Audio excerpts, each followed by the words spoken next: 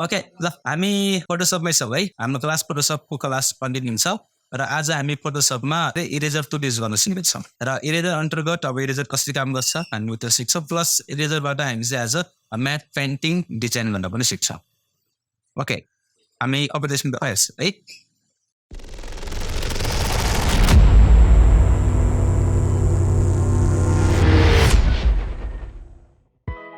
Photoshop छ open भएको यहाँनिर र यो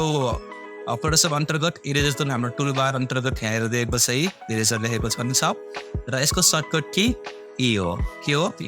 सर्टकट की ई है सम्झिने र हामी आज यो इरेजर टुल युज गर्न सिक्दैछ र यदि हामी यो टुल बारबाट इरेजर टुल सिलेक्ट गरिसकेपछि यहाँ प्रपर्टी बारमा थुप्रै अप्सनहरू आउँछ है र सुरुमा चाहिँ यसको अब यहाँनिर साइजहरू हार्डनेसहरू अनि यसको राउन्डनेस प्लस एङ्गल अनि यता के ब्रस सेटहरू दिएको छ अनि यहाँनिर सेटिङ पनि दिएको छ हामीले सेटिङ पनि सेट गर्न सक्छौँ यो के अरे इरेजरको ब्रसको सबैको है मैले सबैतिर भन्दैछु अगाडिका टुल्सहरूको पनि यहाँबाट सेटिङ चाहिँ गर्न पाइन्छ र अरू थप्नु पऱ्यो भने यहाँबाट प्लसमा गएर हामी यो ब्रस एड पनि भएको छ नयाँ ओके र यहाँनिर चाहिँ यसको मोड दिएको मोड अन्तर्गत यहाँ यो ब्रस सेलेक्ट भएको छ अहिले र यदि ब्रस छ भने चाहिँ यहाँनिर यो बोलोमा यो आउँछ है यस्तै र यदि हामी यहाँबाट पेन्सिल चुज गर्ने भने पनि यो बोलो नै हुन्छ तर यहाँनिर ब्लक चुज गर्ने भने यहाँनिर स्क्वायरमा आउँछ अब हामीले कसरी इरेज गर्नुपर्छ यो हामी सिलेक्ट गरेर यसलाई इरेज गर्न सक्छौँ है ओके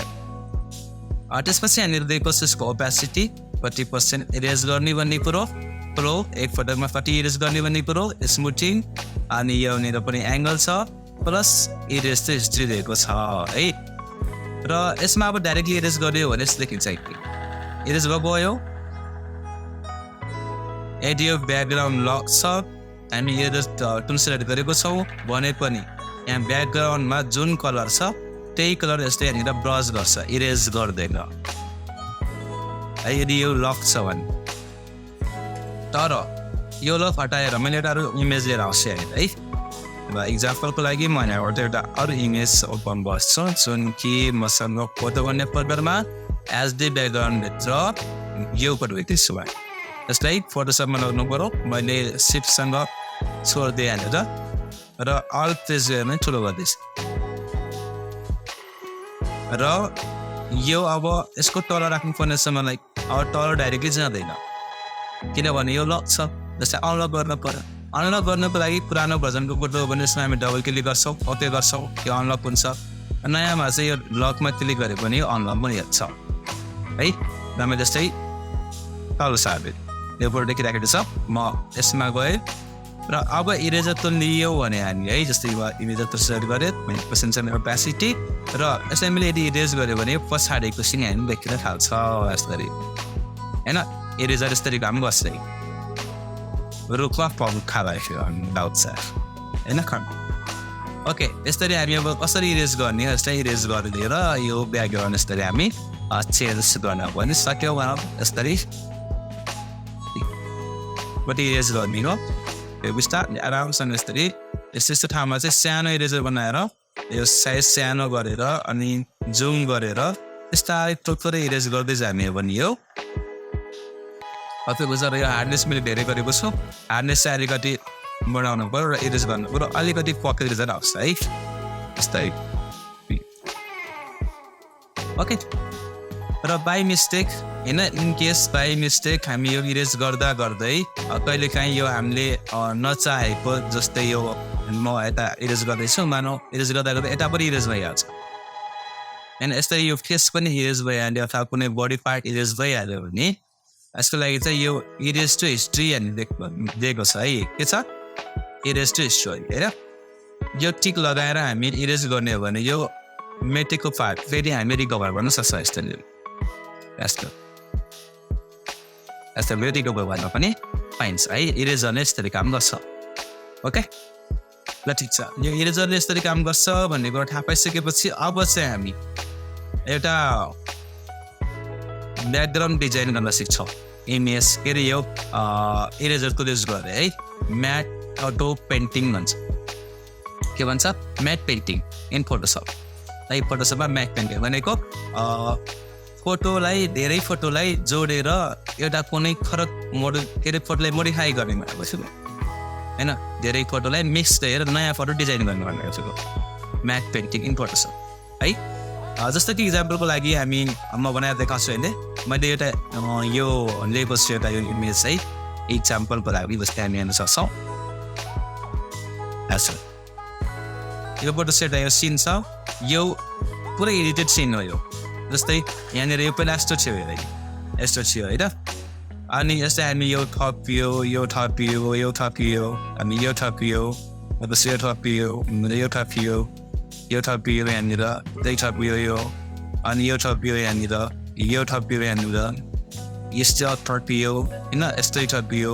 यिनीहरू थपियो र यो पनि थपियो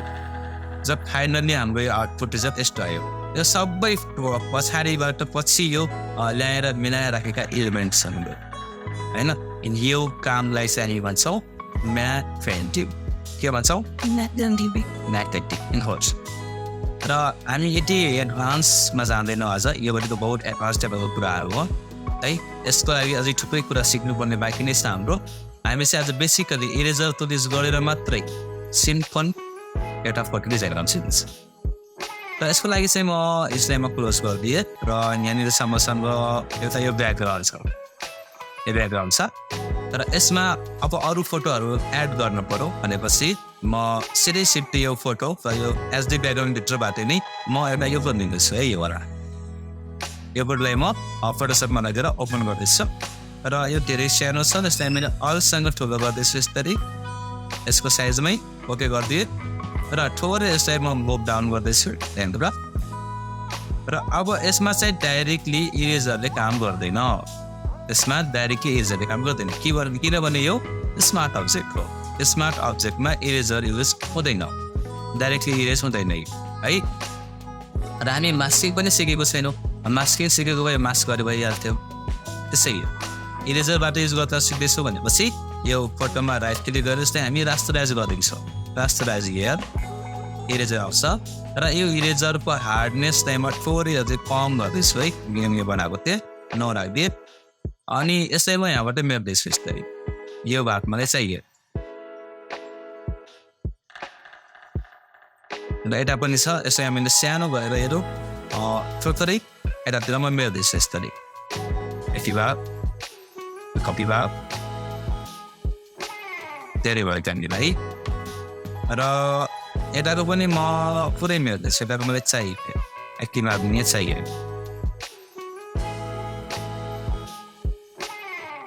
र यताको भाग पनि मलाई पुरै चाहिएन यो पनि चाहिएन यता भयो यता पनि मेट्दिएँ यता पनि अब यति भागलाई मैले मेट्दिएँ यसरी यसरी हामी दुईवटा फोटो ब्लेन्ड गरिदिन सक्छौँ ब्लेन्ड भयो यहाँनिर थोरै अलिकति धेरै मेटे जस्तै लागिरहेको छ मलाई चलेर ओके यो मेट्न पाइयो त्यसपछि अरू पनि हामी यसो फोटो थप्न पऱ्यो भनेपछि है म यहाँबाट एउटा अरू फोटो थपेको छु इक्जाम्पलको लागि यो फोटो हेर्नुलाई यो फोटोलाई म यहाँ ल्याएर सो गरिदिएँ यसरी र यस्तै यहाँनिर राख्दैछु मैले जस्तै ओके गरिदिएँ राइट क्लिक गरेँ मैले रास्टराइजमा गरेँ फेरि इरेजर दिएर त्यसलाई म यताको भाग दिन्छु सरी मेरो यहाँ हिस्ट्री इरेजर हिस्ट्रीमा टिक लगाएको छ है त्यो हटाउनु भयो अब चाहिँ म मेट्न सक्छु यस्तो र मलाई यो चाहियो यता पनि चाहियो जस्तै म सानो गरेर यता पनि थोरै यसरी मेट्दैछु र यता धेरै डार्क देखिरहेको छ यस्तै पनि म मेट्दिन्छु यस्तरी भरि यता भाग पनि थोरै यति भयो मेरो बेला ओके र यो थोरै एडजस्ट गर्नुपर्ने जस्तो देखिरहेको छ मैले थोरै यसलाई पक्रो ची गरेर थोरै थ्रुदो गरेँ मैले थोरै यता साह्रो यो बाटोको छेउमा छ ल ओके यसको पछाडि यहाँनिर यो मन छ तल भएको है परे माथि गर्ने ओके अनि अब फेरि यहाँनिर अर्को एउटा प्रब्लम के आइरहेको छ भनेपछि माथि आकाश चाहिँ सेतो छ तर यहाँनिर यो रिफ्लेक्सन चाहिँ येलो कलरको आइराखेको छ यो म्याच गराउनु पर्यो होइन त्यो म्याच गर्नको लागि म यो फोटोको थोरै यहाँनिर इरेज गर्नुपर्छ है र यसको लागि चाहिँ म फेरि एउटा अरू फोटो एड गर्दैछु यहाँनिर र यो फोटो हेर्दैछु यहीँमा यो पनि छ र यसलाई मैले यहाँ हटाउ यहाँनिर छोड्छु र यसलाई चाहिँ म यहाँनिर राख्दैछु यस्तो होइन अनबर यति बारमा ओके अनि ओके गरिदिएँ र यसलाई पनि राइट क्लिक गरेर मैले रास्टराइज गरिदिएँ रास्टराइज लेयर त्यसपछि गएर यहाँबाट इरेजर टुल अनि यसलाई गर्नु पर्यो इरेज मलाई 80 भाग चाहिएन यताको भाग पनि चाहियो यताको भाग 80 भाग चाहिएन अनि यहाँबाट चौतरै मिल्दै है यस्तै थोरै मिल्दै अब कहाँसम्म यो पर्फेक्ट देखिन्छ त्यहाँसम्म यसलाई मेट्न पर्यो यस्तै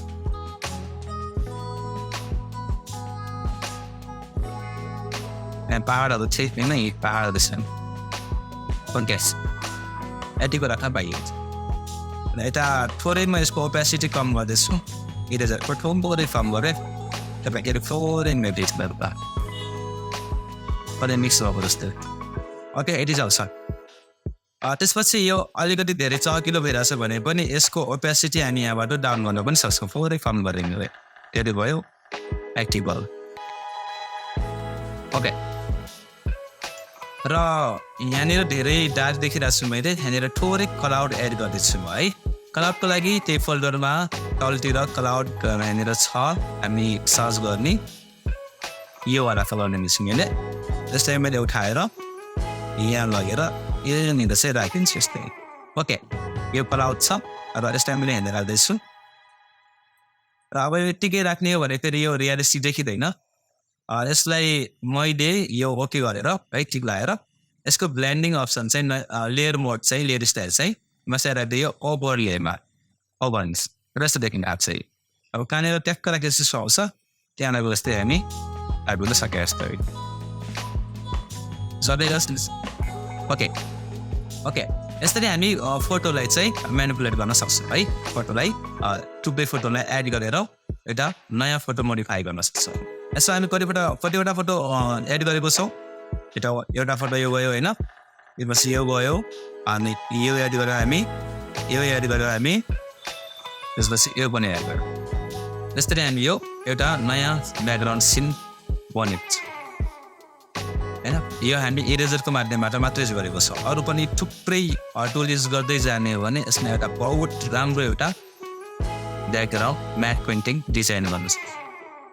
है र म्याट पेन्टिङको आइडिया अरू पनि लिँदै भए है अरू प्लस सिक्ने भए हामी युट्युबमा गएर matte painting in Photoshop search गरेर त्यहाँनिर चाहिँ थुप्रै आइडियाहरू पाउन सक्छौँ बनाउने र यो लगाइसकेपछि यहाँनिर अरू पनि अब्जेक्टहरू म्यानहरू राख्नु पनि सक्यो हामी है मान्छेहरू गाडीहरू केही कुराहरू थप्नु छ भने राख्नु सक्यो राख्नु पनि